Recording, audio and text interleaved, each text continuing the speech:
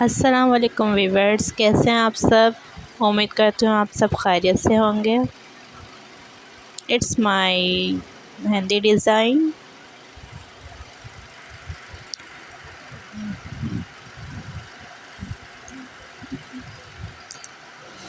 So friends, ये bunch बना रही हूँ मैं आज। बंच स्टाइल आजकल बहुत चल रहे हैं। किसी ने मुझसे कहा था कि आप बंच वाला भी बनाएं।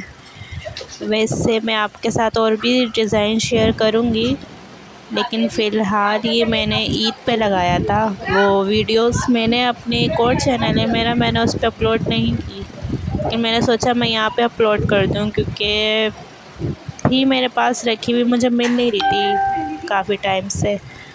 तो अब वो मिल गई तो मैंने आप लोगों के साथ शेयर की। तो आप प्लीज़ मेरी वीडियो को लाइक करें, सब्सक्राइब करें। अगर आप लोगों को अच्छी लगी तो प्लीज़ शेयर भी करें, और प्लीज़